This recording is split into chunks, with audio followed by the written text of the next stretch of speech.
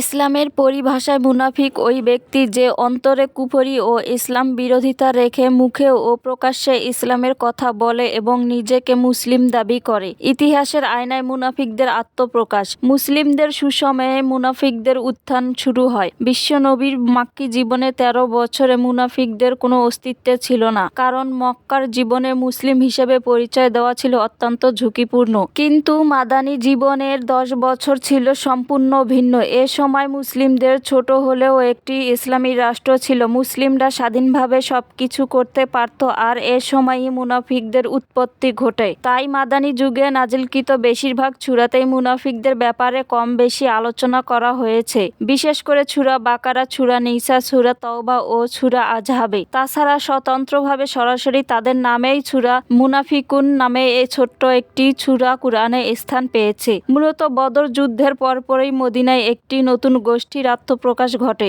যারা নিজেদের দ্বিমুখী নীতির কারণে মুনাফিক নামে পরিচিত লাভ করে। নবী করিম সাল্লাল্লাহু আলাইহি সাল্লাম এর মাক্কী জীবনের শেষের দিকে মুনাফিকির প্রাথমিক আলামতগুলো সুস্পষ্ট শুরু করেছিল।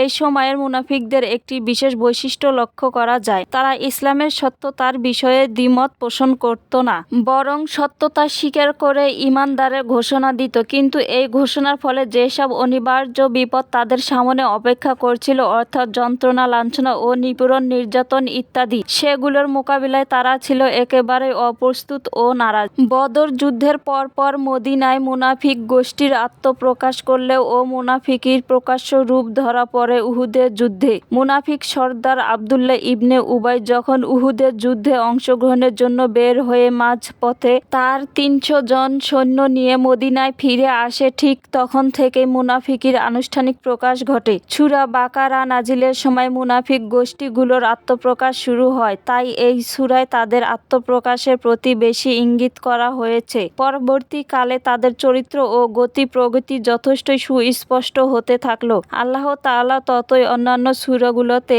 বিস্তারিত রূপে বিভিন্ন মুনাফিক গোষ্ঠীর সম্পর্কে আলোচনা করতে থাকেন। মদিনায় হিজরতের পর মুসলিমদের ওপর একই সঙ্গে অনেকগুলো দায়িত্ব এসে পড়ে। একাধারে মদিনার সমাজ সংস্কার, ইসলামী দাওয়াতের প্রচার, চরম অর্থনৈতিক দৈন্যদশা থেকে মুক্তি এবং কুরাইশদের মোকাবেলা সহ চতুর্মুখী কর্ম সম্পাদন করতে হয়। এসবের সাথে ইহুদিদের ধূর্ততা, কটু কৌশলের মুখোশ উন্মোচন এবং অন্যান্য গোত্রগুলোর হুমকির নতুন চ্যালেঞ্জ হয়ে দাঁড়ায়। মুসলিমরা ছিল নিজেদের কাজে চরম ব্যস্ত। এরই মধ্যে মুনাফিকরা মুসলিমদের ভেতর থেকে আঘাত হানতে শুরু করে। এটা ছিল মুসলিমদের জন্য খুব ভয়ঙ্কর ইন্টারনাল থ্রেট। ক্রমশ মুনাফিকদের সম্পর্কে কুরআনে বিভিন্ন আয়াত নাজিল হতে থাকে, উন্মোচিত হতে থাকে তাদের চরিত্রের নানা দিক। কিন্তু মুনাফিকদের বিরুদ্ধে তেমন কোনো ডিরেক্ট পদক্ষেপ নেওয়া হচ্ছিল না, কারণ মুসলিমরা বাহির সামলাতে এতটাই ব্যস্ত ছিল, ভেতরের দিকে তাকানোর কোনো ফুরসতই ছিল না। তাছাড়া রাসূল সাল্লাল্লাহু আলাইহি সাল্লাম বাহ্যিক অবস্থা দেখে সবকিছু বিচার বিবেচনা করতে বলেছিলেন।